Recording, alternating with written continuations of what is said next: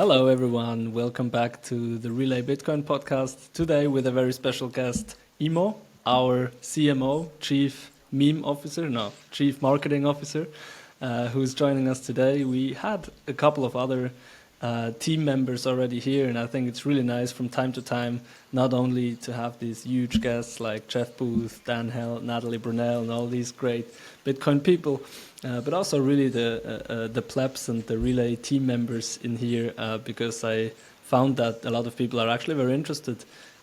Who's working here? What we are doing actually? How one could get a job maybe in the Bitcoin industry as well through Relay and stuff like that. So that's why I wanted to also talk to you, Imo. So thank you very much for taking the time. Maybe you can introduce yourself real quick for those who don't know you yet. Sure. I'm Imo Bábics. I'm the CMO at Relay for 18 months now. Time flies. I originally come from Slovakia, but I also lived in the UK for a very long time. And now I'm based in Vienna, and I go to Zurich once a month to meet with Julian. That's very nice. And I also had to, you forced me to come to Vienna as well from time to time. No, it's really, really nice. I really like Vienna. And I'm glad to come over once or twice a week as well. It's great to spend some time together. And yeah, one question maybe a lot of people have is, what do you have against my picture here? Like, why don't you like my map picture? For those of you who are looking into, who are watching this on YouTube, the funny story behind it is we started this doing the podcast not in the studio, in the professional studio, because it was super expensive. We brought it here to my kind of home studio, so I bought this mic that sometimes I manage to use properly and sometimes not, which you maybe you also noted that, but. So then at one point he said, what's this cheap fucking map behind me? So Imo said that to me in a comment. I didn't say cheap. You said cheap. You said it looks like a cheap map. Did I? And so I was like, it's actually artwork that is worth a lot of money. But so this was basically the reason why I put out this tweet of asking what should I hang behind me. And many very nice Bitcoin artists, super very, very cool Bitcoin artists, got in touch with me via DM or via post or whatever. Someone actually even sent a piece of art to our office. I still don't know who it is. I asked on Twitter and everything. I still don't know. Someone sent this very nice pop-up picture to our office. So we actually have it in our office now.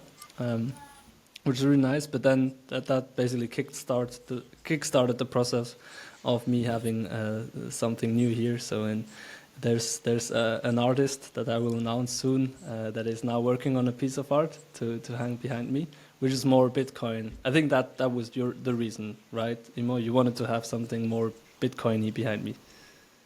Yeah, I think if you do have a background for the podcast, it makes sense that it's something related to Relay or Bitcoin. I mean, this is also fine. You don't have to do it, but it's a good idea. No. I think it's a very good idea. So I'm going to do it. So how did you get into marketing? You're basically working in marketing your whole life already, right? Why didn't you study physics or something else? Why was it marketing? I actually originally studied maths, quite at high level. And then I dropped out after the first semester because I didn't like it. I was basically very much the odd one out. Most of my sort of course mates and classmates were super geeky, and I was going to parties, so I felt like maybe I don't belong here. And also, this was in Slovakia, and there you have to study for 5 years. You can't really split it. You weren't able to split it back then between bachelor's and master's. You had to do the 5 years. And I just couldn't picture doing 5 years of maths all the time. So I dropped out, and then I moved to the UK when I was 19.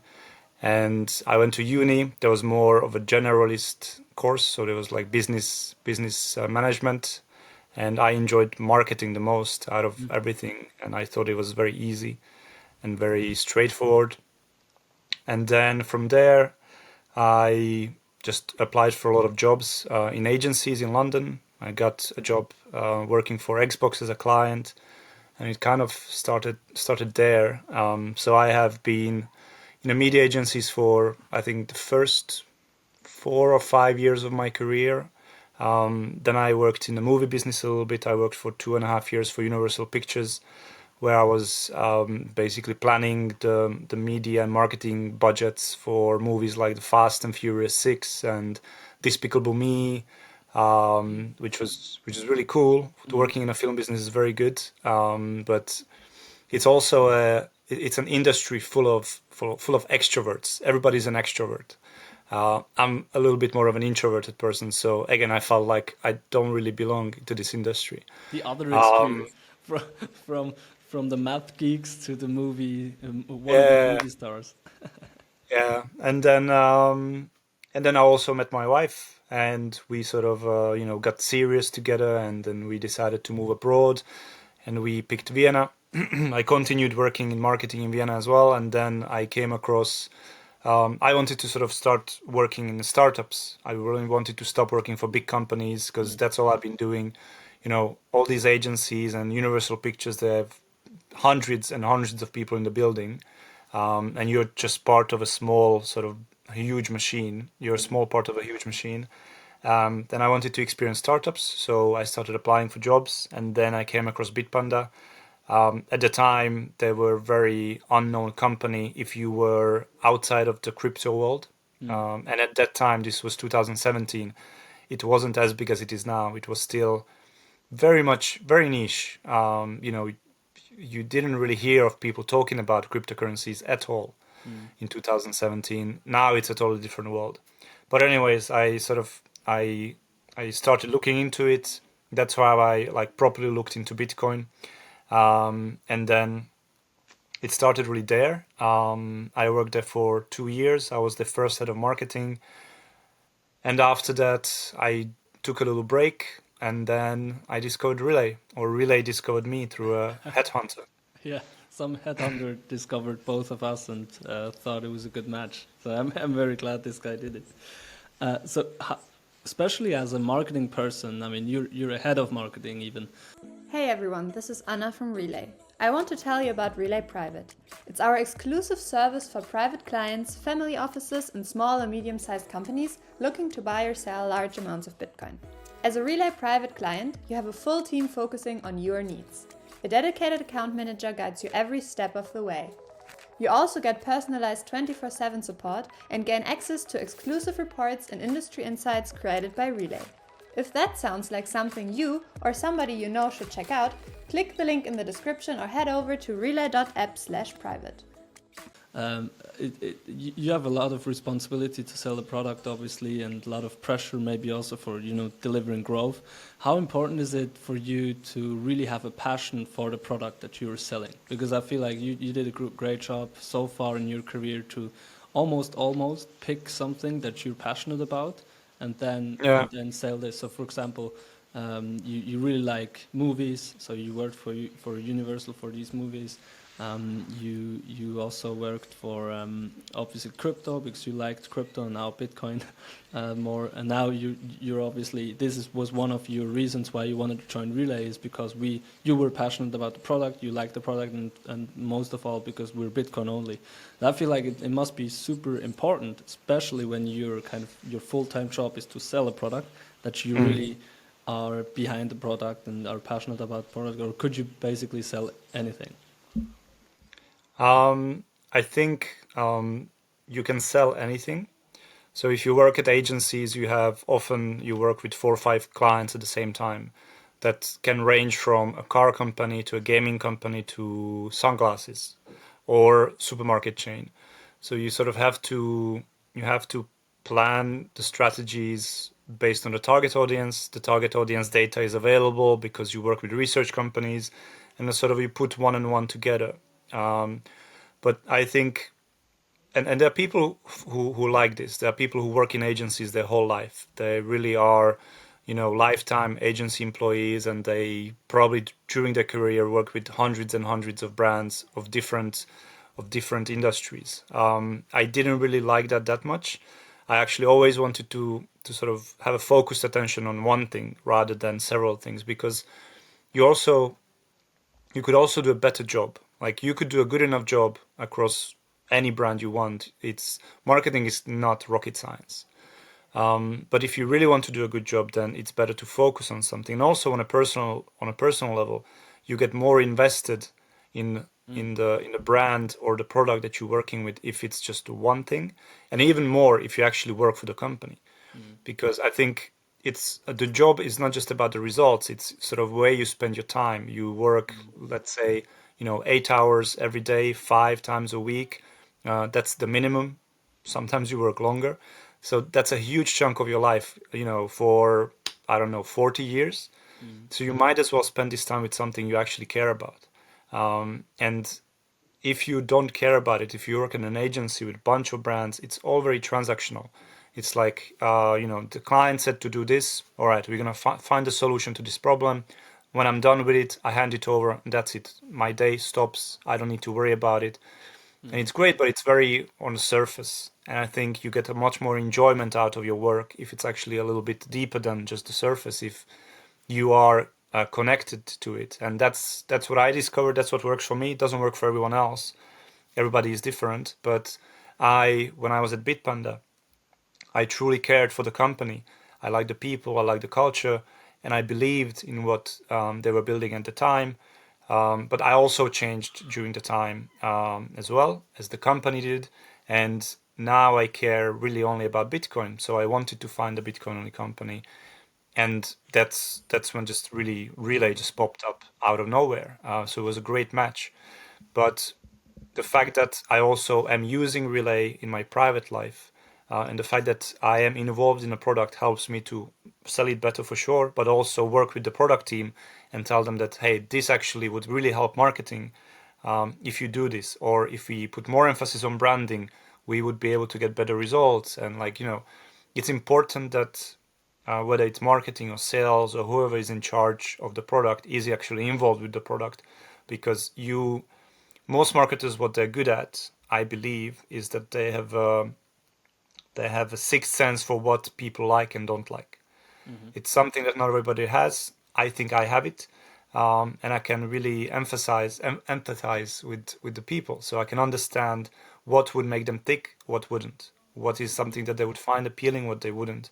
And it's important to bring this point of view to a product team, to the engineers, to the developers, and to show them that it's great, you can do the job this way and it does the job, but if you paint it red, then it's going to do the job, but it will also be popular. So it's these little things that are important. And then obviously with growth, it is important for you to know the product, how it works, how people use it, how they behave, why they would recommend it. So I think the answer is complex. Yes, you can sell anything, but it's better if you really spend time with the product. And it's kind of like, if you know something really well, you can sell it better than something that you not really are using. If you're not using a car all the time, you can't really know what it feels like to drive this car. You can't really know what's so great about driving this car. And I think that's quite important. Yeah, I think it's really this combination of like working on something you're really passionate about, and also having ownership and really fully focus on that in like this company. So if you work on a topic that is close to your heart, but at the same time you're working in a huge corporation where it's just another number, or you're working in an agency where you work with another client every week, you never really get this ownership. You never get this commitment. You're never as motivated as if Yeah. you work for a small SME or small startup on this topic every day with a small group of people and really tight knit. This is really where the magic, I think, is coming from. Because we in our team we have, and this is also a change that you drove a lot in, is like insourcing rather than outsourcing a lot of things. Like before you came in, we worked with agencies on the marketing side, on the software development side, on even the legal side. Everywhere we just worked with agencies outsourcing a lot of stuff, but that really only works to a certain point. And you basically also brought this in, which I really found found an amazing change is that we work mostly in-house on people. For example, you then also brought in our brand designer. We got rid of the branding agency, and since then our branding really just exploded. The quality is so much better now. We get so much more reach, many more, like way better feedback on it. And this, for example, this person that you brought in there, she was not a Bitcoiner and still not like a very deep Bitcoiner, right? But she took ownership. She really likes to work in this team, and she took a lot of ownership on the topic. Like, I want to make the branding of this company better, and she did. And so if you have, and then we have, I think, people who are really sophisticated and really interested in Bitcoin, maybe not that much in which company they would work for Bitcoin, but they just want to work for Bitcoin. And this is already great if you have one of these two, but if you can bring these two together, that's really when like you can succeed, I think. Yeah, I've heard this somewhere, that it really depends on the size of the company and the stage of the company that you're at, and then it's always the question between mercenaries and missionaries. And we are a small team, and we do need people who are passionate about the company or about what we're trying to achieve. We're very lucky that probably 95% of our employees are passionate for the company, but also for Bitcoin. And these are missionaries. These are people who really believe in something. And because of that, they can go the extra mile. They can, maybe accept a salary that isn't as big as at a big corporation.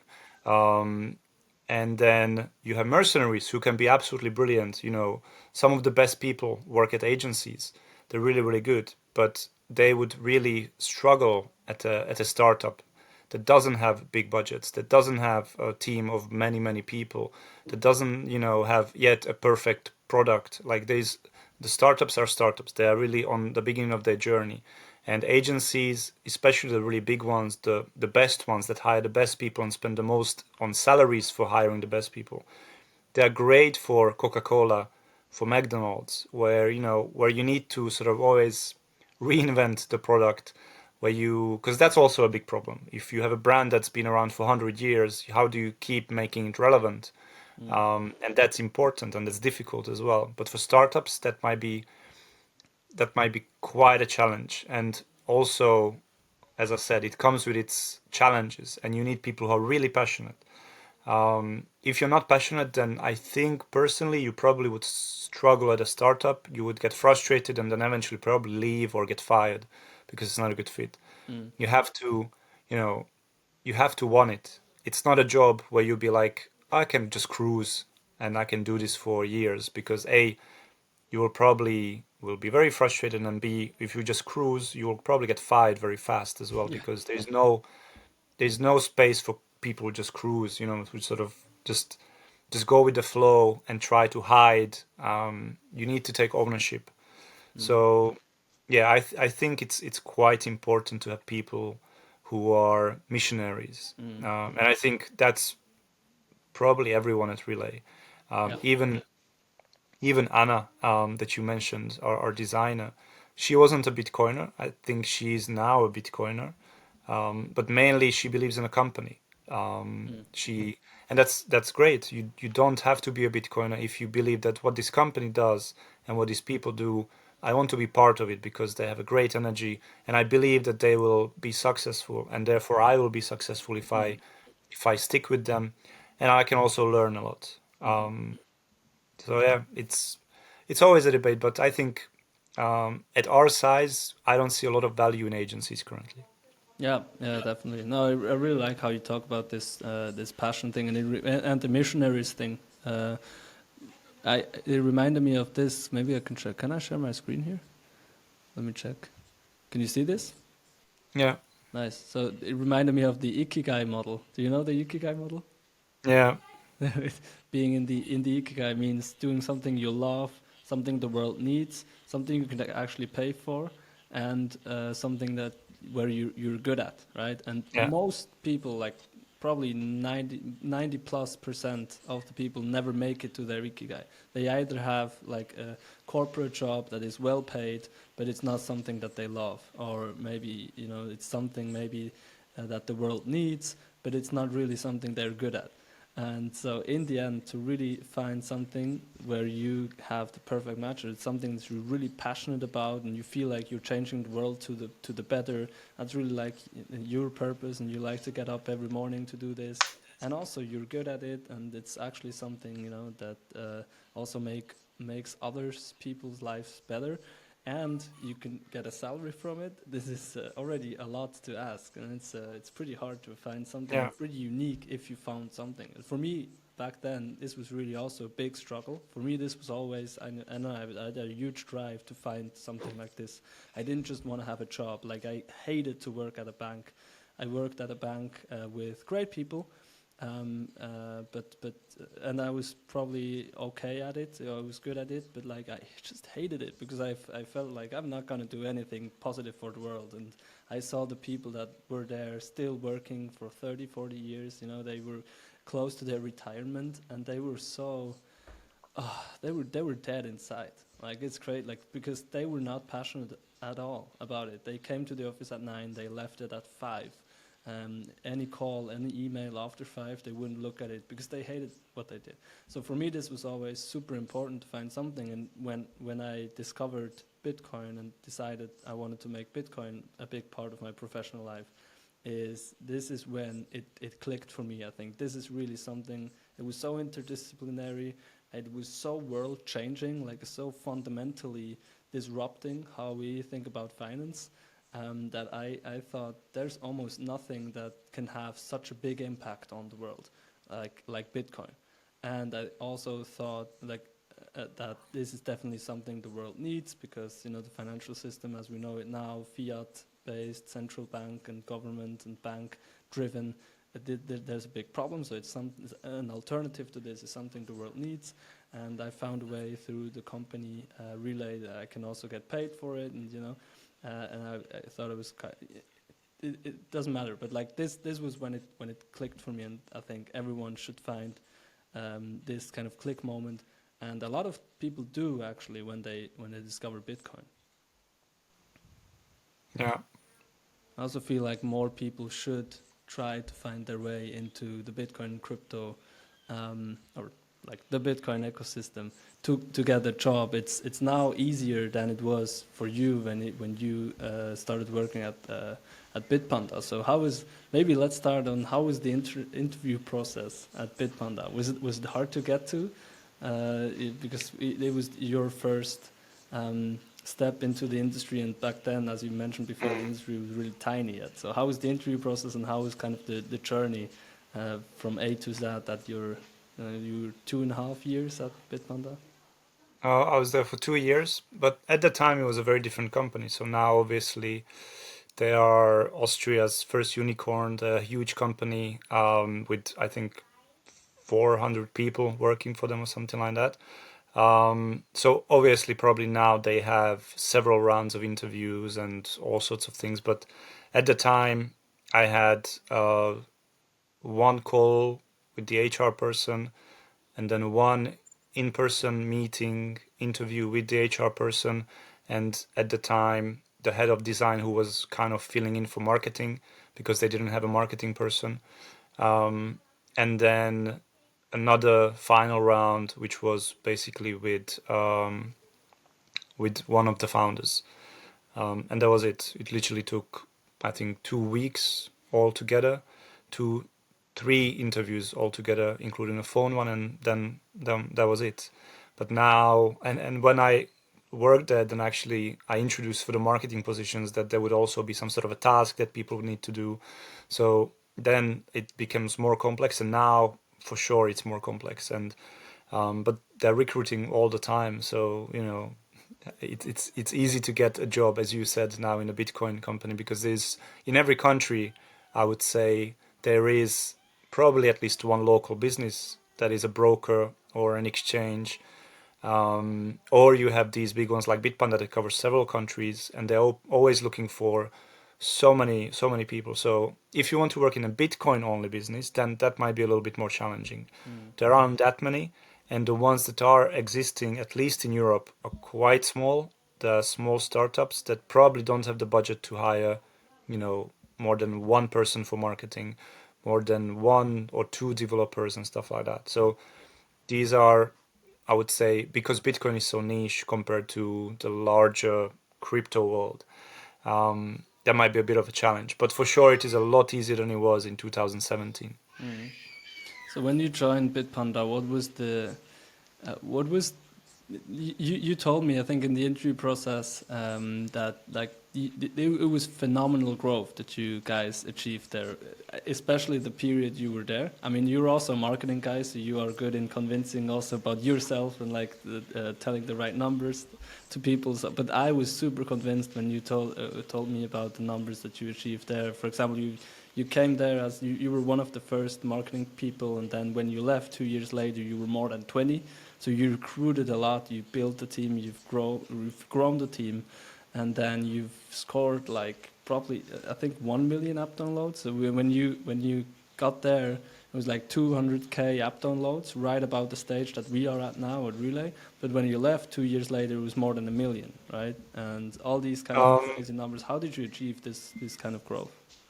So at the time when I started, I think I was employee number 35 or something like that. There wasn't that many people, and most of them were devs. There were lots of developers, obviously. They didn't have app downloads at the time yet because there was no mobile app. The mobile app came probably a year into me working there. So late 2018 or early 2019 is when the mobile apps were released. Now they have, now if you discover Bitpanda, you think that it's always been the case, but it was a web app for most of the time. They had around 350,000 users at the time already when I joined. I'm not gonna say how many of them were active, but then when I was leaving, I think we were celebrating soon afterwards that I left. They were celebrating 2 million users or something like that. Wow. So it was a big growth. To be honest, like I would love to take the credit for all of it, but marketing for sure did a great job. I had a very good team. Some of them I brought with me to Relay, like Rafael.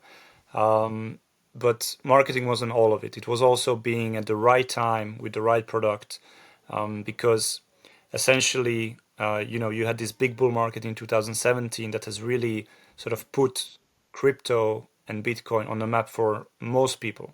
The general public really, really learned about it in 2018, 2017. And from there on out, then you had again another bull market. I think since then there were like two big ones. And then the 2019 one, I think, really helped. And that it's sort of if you get lucky enough as a business to be at the right point when new technology is being adopted, then it's very difficult for you not to grow in such a big way. So what we really did, I mean, obviously we were spending money on advertising, sponsorships and influencers as well. But referral program was a huge deal for Bitpanda as well, just like it is for us. And what we also did a lot was content marketing. Education, it seems to be something that is always a problem in this space. It hasn't really changed that much actually since 2017, because education has been a big problem then, and it is still now. Most people, I've read several surveys, even from 2021, 2022, where people say that the biggest barrier for their entry is the lack of education or the lack of knowledge. So people just don't know about this. Companies, I believe, especially Bitcoin companies, I think don't do a good enough job of trying to dumb it down. Like we talk about proof of work, we talk about all these sort of technical terms and wallet and blockchain. This is all big words that are very scary.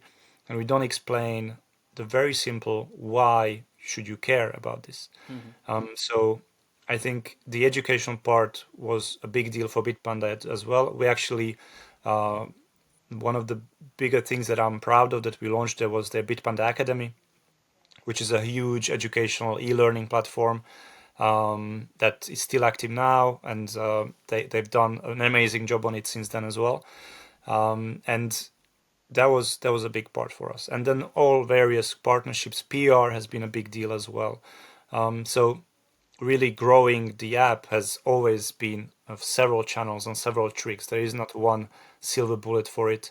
But I would say if you take all the marketing away, everything else, then the things that have to and probably contributed the most to it was the timing and the product. They, because of the number of devs and they had, and even now, they always put a big emphasis on a product. And I think that's what makes a company successful. If they actually want to spend money on the product and they focus on it as well. And that's I think what works for us right now as well. We it took some learning, but we have discovered that it does pay off to put all our effort into it.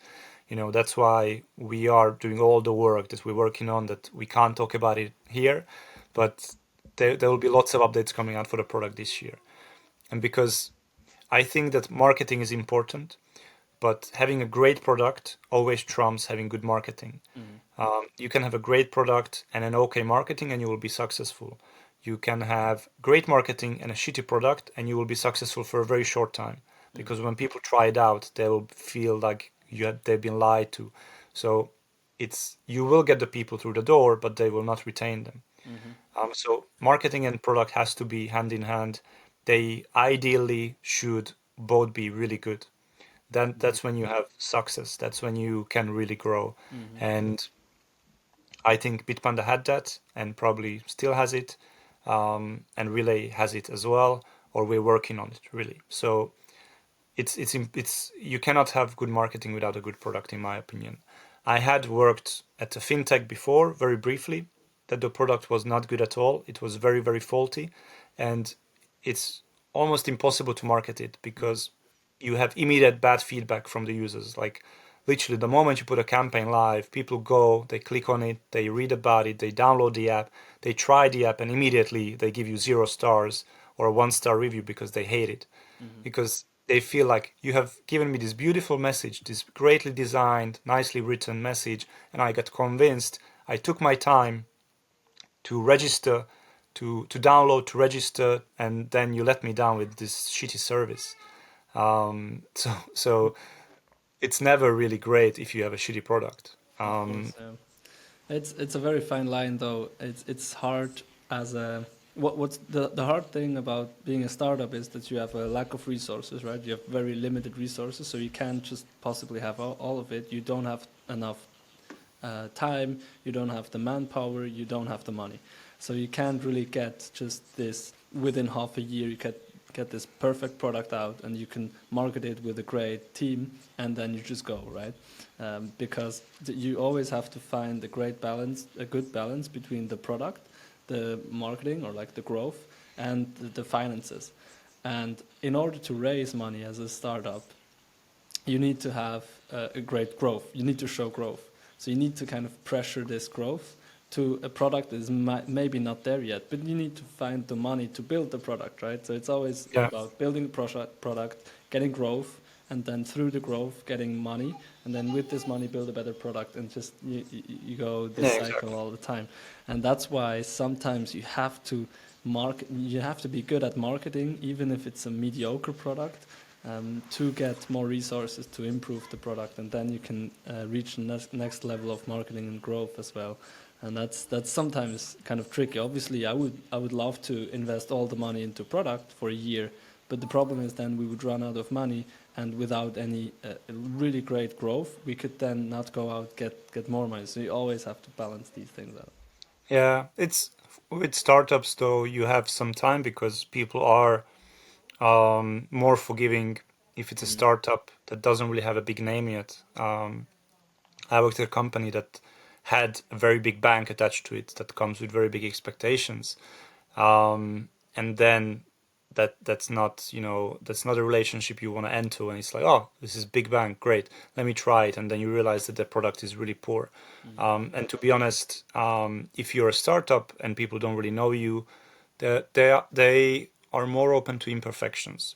And I think what they're more looking for is that, this is exactly what my problem is. It solves it. So I will give it a try. And then this is, for example, where having a great support team really helps, because people run into problems.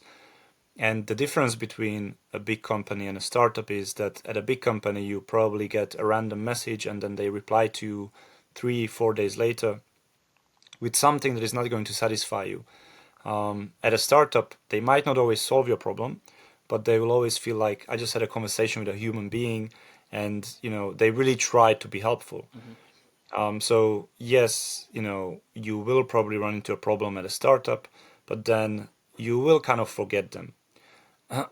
Unless it's something that, there's of course, big mistakes can happen at startups as well, and then it's a whole different story. But in most cases, people are very open to mistakes and imperfections because they know that they're working on it.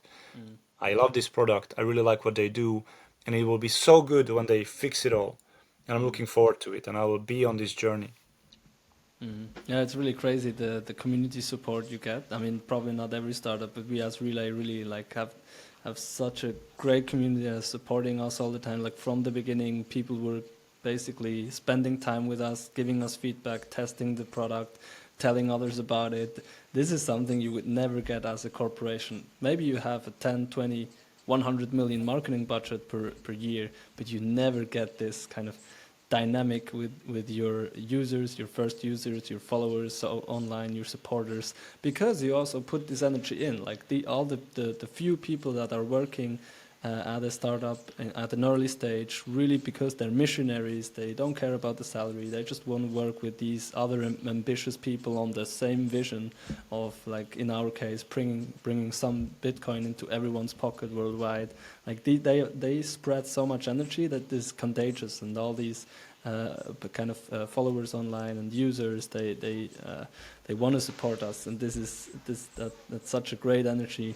That is, you cannot compare it with anything else, and that's also why so many startups succeed against their big corporation kind of incumbents. David versus Goliath story. That's very nice. So at Bitpanda, you helped them, or you joined them on their growth story, and you helped them get this growth story done, but you left them prematurely, kind of. I mean, you left them before they were a unicorn, I think, or just when they became a unicorn, maybe. And now they have, I don't know, probably 4 or 5 billion valuation. So and I think actually they had at one point around 1,000 employees. Now they had a layoff, maybe it's less, but like they grew massively even after you left. And because you also kind of knew the market cycles, there's up and downs, there's bull markets, and there's crypto winters, you also probably anticipated that, okay, it's now a crypto winter, and a lot of small companies will die, but the big ones will make it, and Bitpanda was one of them. So those who make it in the next bull run, they grow even more. Like with every bull run, this we could observe with Binance, Coinbase, Kraken, and Bitpanda, the ones who were early and always survived all the crypto winters, they were growing massively in bull markets. So why did you leave? Why didn't you wait for the next bull run when Bitcoin hit 60K? I mean, this must have been another crazy time at Bitpanda. Why did you want to leave? The company went from, as I said, like from 30 some employees to 250 when I was leaving. So it's a huge growth, and the whole culture changes a lot. So I really loved the culture when I joined. Everybody was, it was very similar to what we have now at Relay. But then when you go through such a massive, really rapid growth, everything changes. New people come in, people from different backgrounds, and overall, it takes a toll on people who stay on this journey as well. And it was, one feature after the next. It was a super busy, really hyper growth 2 years that I spent there. So essentially, I didn't know it at then, but I know it now that I was burnt out, and I basically lost the passion for the company. I was frustrated with the founders, with the way the company is being run, and everything. The easiest way to say it is that I fell out of love with Bitpanda. And then essentially I just decided that I don't want to continue sort of this relationship anymore. So we went our separate ways, just like it happens in relationships where you grow apart with your partner, and then you realize that this wasn't actually good for me after a while. But then you look back and you can be grateful for the good times. Like I really, really, I am sometimes critical of Bitpanda on social media, but I do wish them the best, and I am a fan of what they're trying to do. Sort of as an Austrian company, that started so small and now it's so big. So I wish them well, but I also wouldn't go back there. So it's like, it's exactly like with human relationships. It's like that phase of my life is done, and it's great to see you from distance doing well, and it's okay. I don't need to go back again, and I don't feel any regret. So that's kind of how it works with companies as well. And it has been very great for my career as well to have, Bitpanda success on my CV. It definitely opened lots of doors, and I interviewed at some crazy companies because of it, and I rejected all of them because they all felt like the repetition of Bitpanda. It feels like, why would I step from one bad relationship to another one straight away? So I decided to do something completely else. Took a break from the whole fintech for like a year, and then it allowed me to really think about what is it that I liked about it, what is it that I didn't like, and what would I like to do again. And that's how it sort of arrived at the point where I really like Bitcoin, and I like what it stands for, and I mainly like the energy that the Bitcoin industry has. And I wrongly attached it to the crypto industry. Like it's the big factor is this whole idea that you are part of an industry that is going to change the world, much like the internet did and the early internet companies, in early 90s or mid 90s. That's what it feels like. And I missed that completely because I was a child. But now I feel like this is very similar to it. From all the books and all the stories you hear about from that time, this feels like, yes, this is something similar. And it's quite an, I would say, like an intoxicating feeling to be part of it, because you feel like, this is so great, and that's how you become a missionary. You really fall in love with, we are actually changing the world. So I realized that that's what I want to do. So I only wanted to work for Bitcoin companies. I have interviewed at some NFT projects that actually became the biggest NFT exchange in the world. I didn't know at the time. Really? And I didn't know what NFTs were. I just knew that it was crypto, and I'm like, this is not going to work. What is this? But I rejected all of them because in the end I realized that that's not what I want to do. And I wanted to work in Bitcoin, but it is quite difficult to get a job in a Bitcoin company. And I still wasn't in a phase where I started looking for a Bitcoin company. I just made up my mind that I only want to work in Bitcoin. And then basically out of nowhere, this recruiter contacted me that there is this crypto company that just got funding and they're looking for a CMO. And I get these requests very often. Like literally every other week there is some sort of a crypto project that is looking for a CMO. It's quite nice how you can track the sentiment of the market based on how many LinkedIn messages I get. So usually I reject them with a thank you, that I'm not interested. And I wanted to do it the same way, but then I was curious and I asked them, like, what is this? I need to know what the company is before I answer yes or no. And that's when he said it's Relai. And I looked into Relai, and that's sort of as it started. I forgot to say what sort of pushed me over the edge is that I did take a break from fintech, but then I returned to fintech working for a bank, which was this project I mentioned. And that was the thing that really pushed me over to the Bitcoin side, because working in a bank with bankers, with the giant institution that a bank can be, was probably the most frustrating 6 months of my career. It was really mind-numbingly bad. So I essentially, just decided I will never want to work in a bank ever again. And then Bitcoin came, and now I can't imagine working for a bank because it doesn't correlate very well. That's so interesting to hear. And so, but so now you're working full time at the Bitcoin company, and for many out there listening, this might be kind of the dream. But how is it for you? I can only speak for me, but how is it for you to be like, this is your full-time job, but it's also your hobby, right? So in the evening, on the weekends, sometimes I mean, you're also on Bitcoin Twitter, and you're reading a lot about this almost 24/7. Obviously, you have a family, you have a private life, but like, it's also your hobby. Does it get too much sometimes, or is it exactly what you want to only deal with kind of one topic? Is this sometimes hard for you? It isn't hard, and I think it really depends on what it is. Because I mentioned, for example, that I worked at a movie studio. I really, really wanted to work in the film business pretty much all my adult life. And when I got to work there, I realized that that it's like if you get to like peek behind the curtain, and then you realize that, oh, this is actually not as nice as I thought it would be. The whole industry is very different to what I thought it is from the outside once I was inside. And if somebody would have told me, for example, when I was in high school, when I was leaving high school at like 18 years of age, and they would have told me that I would be into finance, I would be like, absolutely no. And here I am working essentially what is finance, or the future of finance. And I'm very passionate about it, but it was an evolution of me sort of getting to this point in my life where I'm really interested in it. And now that I work in it as well, it doesn't feel like, I'm overindulging over a topic, or that I'm too focused on one thing, because I do care about it. If anything, it's important that I try not to speak about it all the time, because then I just become the guy who always talks about Bitcoin, which I don't want to be. Like, I don't want to bore people if they're not ready to hear the message.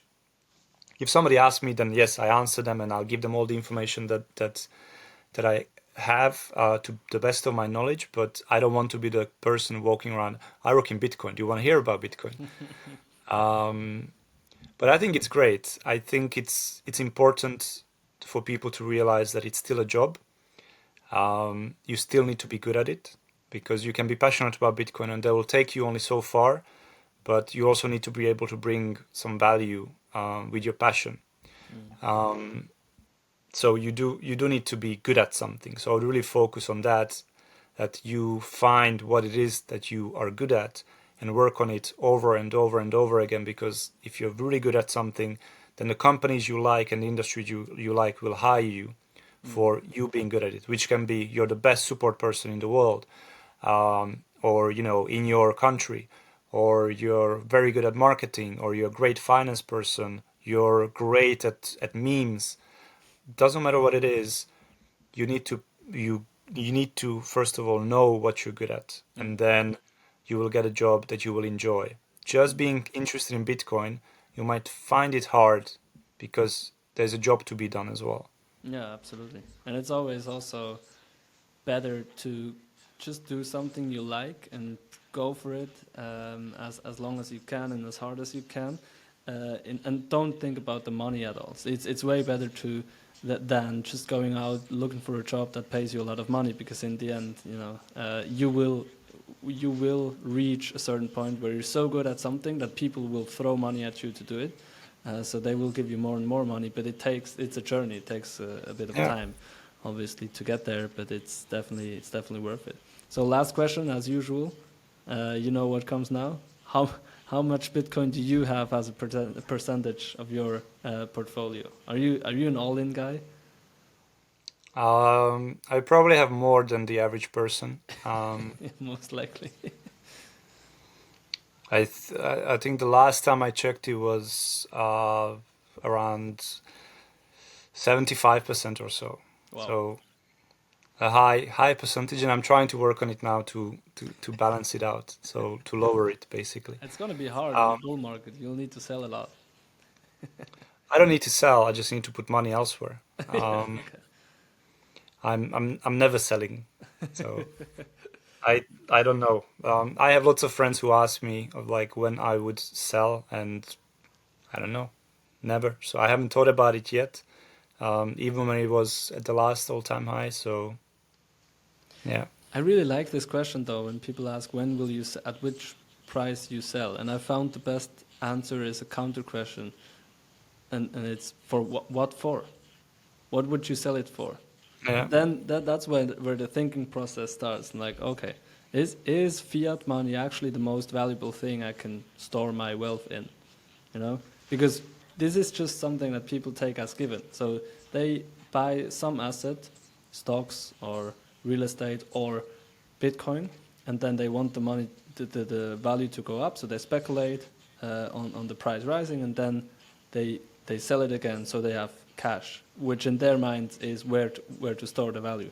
But these questions, they actually never ask themselves this question: what do you sell it for?